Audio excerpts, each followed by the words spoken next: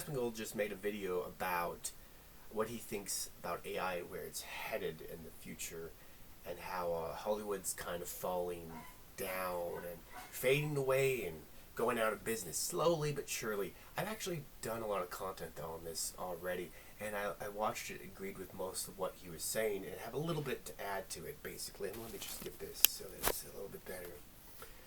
A little bit closer, maybe a little bit closer, a little bit closer. So basically what we're at is we're at an apex, pivotal point here, where we have two different kinds of entertainment. We have the old world, which is the big money, big production, shows and films and everything else. And then we have the new world, which is like the YouTube content, which is like the high quantity, low quality, just quantity over quality.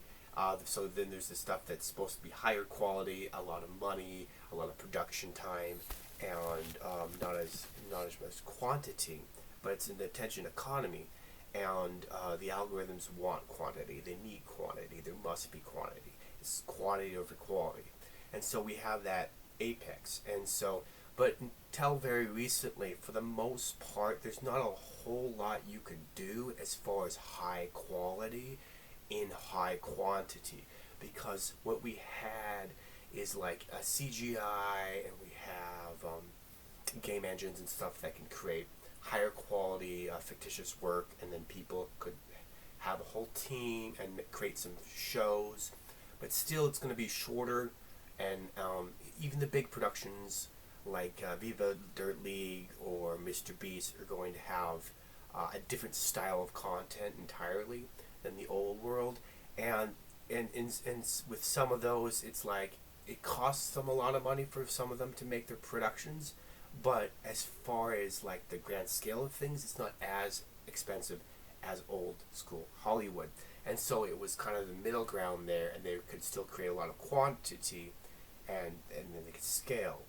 But as far as someone like Viva Dirt League or one of those channels making a show like Apple TV's The Foundation series, that would be kind of insane, because that's like tens, if not hundreds of millions of dollars to make a series like that.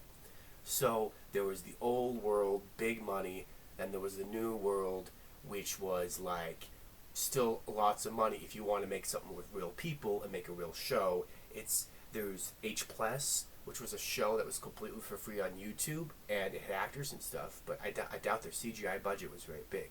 So what is coming now is an even newer world, and this newer world is the cheapest of them all. This will enable single people, to create whole shows with small budgets of under like $5,000, and it's already begun. And that technology is getting better and better and better. And so what you'll see here, people like to think in definitive terms, where it's like this is going to be the end of Hollywood. And yeah, I've used some of that terminology myself, and it's, it can get tiring, but it's just how internet works. You've got to be sensational. But as far as generally speaking, when we have in the 1970s, when games that were electronic started popping off, board games didn't go away. When board games were invented, books didn't go away. So we will probably still have big Hollywood productions for a long time now, just so long as there's people who want to see real people and real CGI, and the Christmas and everything, right? And then, there's still going to be the YouTube sphere with all the medium quality content, or the low quality content, high quantity content that anyone can take a camera like what I'm doing right here and record. But there's a whole new world now, a whole new marketplace that's building up now, which is going to be like medium to high quality, and also potentially high quantity with low cost. However, AI still is a lot farther out there than people like to say. You always want to, when it comes to predictions, you always want to add like a decade, because you look at for example the time travel show, the Back to the Future, right? When that was made, it was 2011. They were flying cars. So many times the predictions are like that, where it's we're always seeing too far in the future and calling it, So basically, just add 10 or 20 years, basically. I would say maybe in 20 years, and people will say, well, it'll happen in 5, but I think this is a much more accurate guesstimation. In 20 years, almost everything you watch will be AI, or AI games, and so on and so forth in 25 years, maybe. But before then, there's still going to be plenty of the interim to where there's one series that's really good with AI, but most are not, and then there'll be a few channels, and it's going to be more and more. It's going to be harder and harder to buy out everyone and buy out the entire competition like Disney did, because if every individual person can make a show, right? But people will be, to a degree, going with the platforms and paying them. It's the people who sell the shovels who are going to be making the most money, of course, as always, not the people digging for the gold.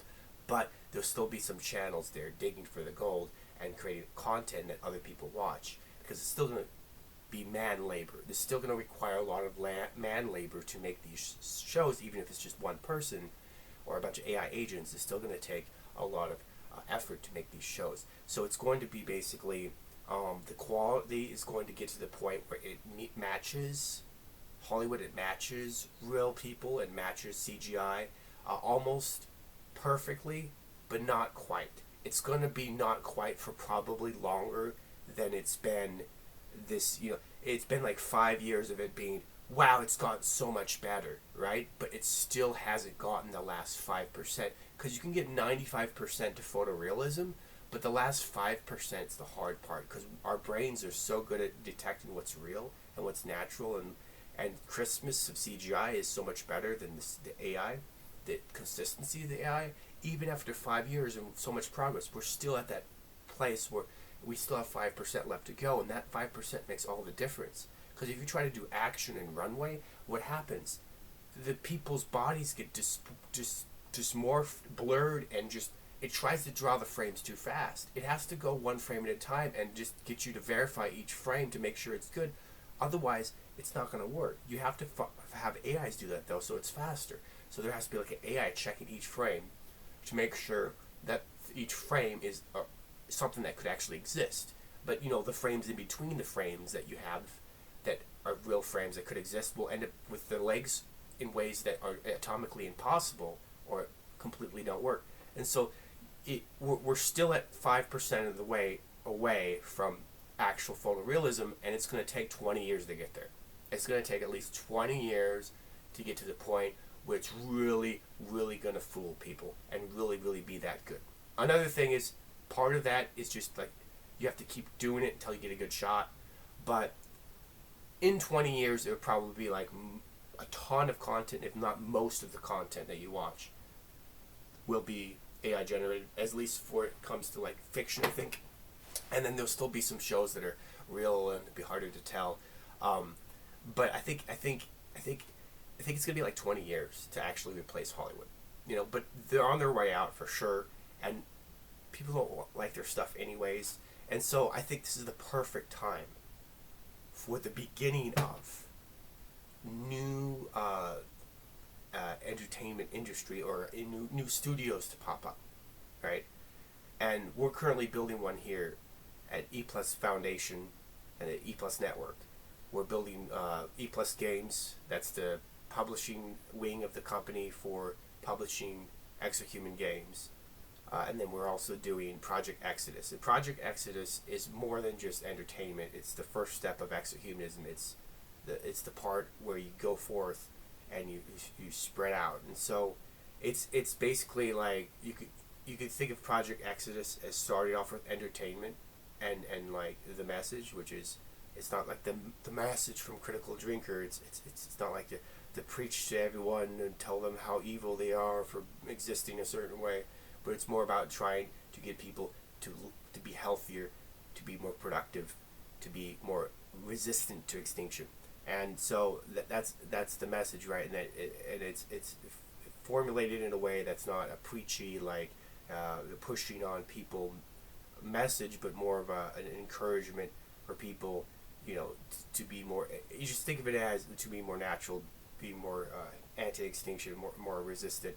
And so you could just think of it as like any entertainment from like the 1970s or 90s. Not any entertainment. You get sex, drug, and rock and roll, but like the type of stuff that really sticks with you, like good sci-fi or the Lord of the Rings, like good stuff that seems to have a good message, right? Like that's the kind of entertainment we're working on, and we've already created several pilots and quite a lot of shows and commentary and trailers and stuff. And what we're basically doing, we're trying to create a studio and a movement, a renaissance of entertainment and a cultural movement, all simultaneously together, all rolled into one thing. And so you can find out more about that, the link below at crowdfunderwithoutthee.com/exohumanism. But I just wanted to add that my take on what he said and where the industry is headed. We're basically we're entering into a renaissance of entertainment, but not just that. It's going to be a renaissance to a degree, perhaps of research, journalism, building software. Hopefully, a renaissance in many other ways. While the extinction machine is contracting upon itself, consolidating more and more power, and Microsoft is buying all the game studios, and Sony's buying all the other ones, and all the companies are consolidating, which is the opposite of contractionism. It's the opposite of expansionism. And so what they're doing is contractionism, contracting, consolidating, hoarding power. And so the opposite of that is what we need to be doing, which is expansionism.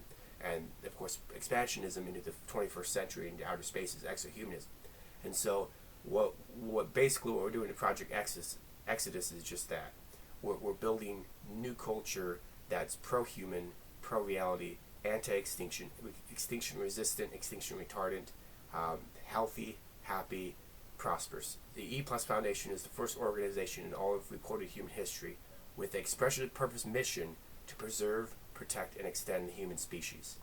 The only one. I haven't found any others where the actual company its mission is to preserve, protect, and extend the human species. Preserve, protect, and extend the human species. All the other ones are about making the money for the company, for the shareholders. Everyone's just trying to run around like a chicken with its head cut off, trying to get $1 million, because culturally, you're not a man if you don't have $1 million, and even if you're a woman, if you got $1 million, you're a man now. So that's culturally how our civilization is going. But the point of exohumanism is to get a community of people who think, in the same way, to expand and to be prosperous together. Strong in-group bias, meaning we take care of ourselves first. Exohumans have to take care of exohumans first. When you have that, then you have the first building block for like a civilization. You have family, community, culture, country, civilization, empire. So that is how you fight. That's how you fight globalism. That's how you fight these giant corporations, which are just branches of the government, essentially. That's how you get together and you build a better world, and you can go out and physically settle together, and then that way you have all the advantages, right? Because if you're in a big city where nobody gives a flying fracking rat's ass about anyone else, and everyone's just trying to get $1 million for themselves, you're in a cutthroat place. You're on a ship with a bunch of pirates, and they're looking for your gold. But if you create your own community, and everyone's like interconnected in a way that they're not just next to each other and they hang out. No, like your jobs sometimes might be interconnected with other people in your community's jobs in a way that is a symbiotic relationship where you help each other out, right? That's what community means, and that's what we're building in our community on the Matrix link below. So we got our crowdfunder for Project Exodus, and then the E+ community down there. Go ahead and check those out. And as always, E+, be human. It's exohumanism, baby.